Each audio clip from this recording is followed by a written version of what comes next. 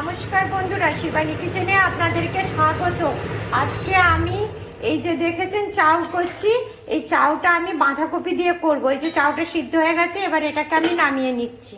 তেলটা গরম হয়ে গেছে, এবার এর মধ্যে আমি এই দেখুন পেঁয়াজ দিয়ে দিলাম, এবার কাঁচা লঙ্কা দিয়ে দিলাম, এই দেখুন টমেটো দিয়ে দিলাম, বাঁধাকপিটা একটু বড় বড় করে কেটে নিয়েছি সেটা দিয়ে দিচ্ছি, দিয়ে এবার এর মধ্যে এই শাকটিকে দিয়ে দিলাম, পরিমাণ মতন লবণ দিয়ে দিলাম, দিয়ে এটাকে আমি একটু নেড়ে এবার ঢাকা দিয়ে দেবো।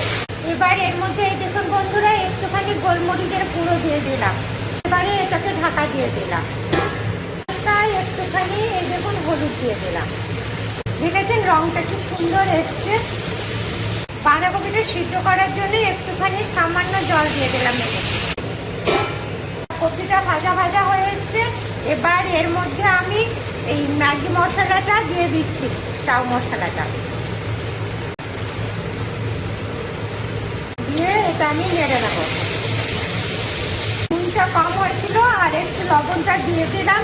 এবার এই দেখুন কপিটা ভাজা ভাজা হয়ে গেছে, মশলাগুলো ভাজা ভাজা হয়ে গেছে। এবার এর মধ্যে আমি চাউটাকে সিদ্ধ করা চাউটাকে ছেড়ে দিলাম।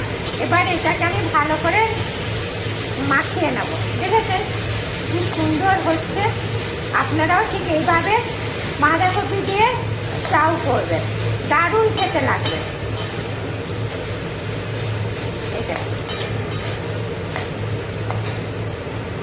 এই দেখেছেন বন্ধুরা কি সুন্দর বাঁধাকপি দিয়ে আমার চাউটা হয়ে গেল। এবার এটাকে আমি নামিয়ে নেব।